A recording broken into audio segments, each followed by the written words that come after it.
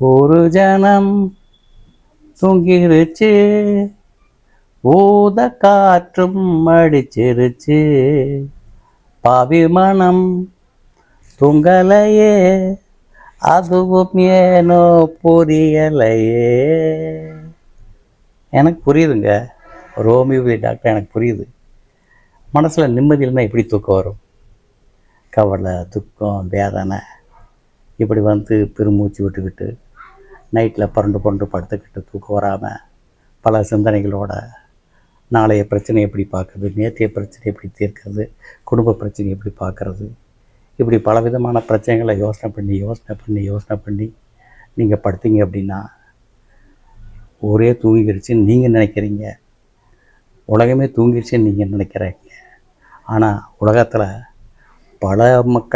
பல கோடி மக்கள் ராத்திரியில் இப்படி வந்து தூக்கம் இல்லாமல் தவிச்சிட்ருக்காங்க. ஆனால் என்ன கவலைனாலும் என்ன பிரச்சனைனாலும் அந்த பிரச்சனைக்கான ஹோமியோபதி மருந்து இருக்குது, தீர்வு இருக்குது. So there is no sedative. தூக்க மருந்து ஹோமியோபதியில் இல்லை. ஆனால் உங்கள் பிரச்சனைக்கான வழியை, உங்கள் பிரச்சனைக்கான ஒரு தீர்வு ஹோமியோபதி மெடிசன்ஸில் இருக்குது. அது என்ன பிரச்சனையாக இருந்தாலும் சரி, துக்கத்துக்கான ஒரு மருந்து, துயரத்துக்கான ஒரு மருந்து, வேதனைக்கான ஒரு மருந்து, இல்லை வந்து குடும்ப சம்பந்தமான பிரச்சனைகள், இல்லை உங்களுடைய காதல் பிரச்சனைகள், காதலர்கள் பிரச்சனைகள், இப்படி எதை சொன்னாலும் எந்த மாதிரி பிரச்சனைகள், எந்த மாதிரி நினைவுகளை வந்து உங்கள் மனசை வந்து கெடுதோ, தூக்கம் இல்லாமல் இருக்கோ, நிம்மதி இல்லாமல் போதோ, அந்த நிம்மதியை கொடுக்கறதுக்கு ஹோமியோபதியில் மருந்து இருக்குது. இல்லை பலர் செஞ்ச துரோகங்கள் நினச்சி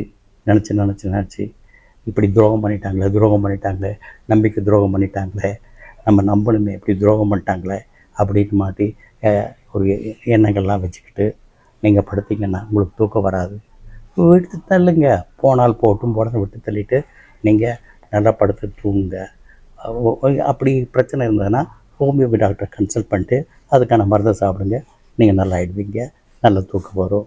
ஒரு நாளைக்கு 7 மணி நேரம்லேருந்து 9 மணி நேரம் வரைக்கும் தூங்கணும். அதனால் நல்லபடியாக தூங்குங்க. மனசை தூங்க போகும்போது சாந்தமாக சமாதானமாக வச்சுக்கோங்க. Okay, all the best.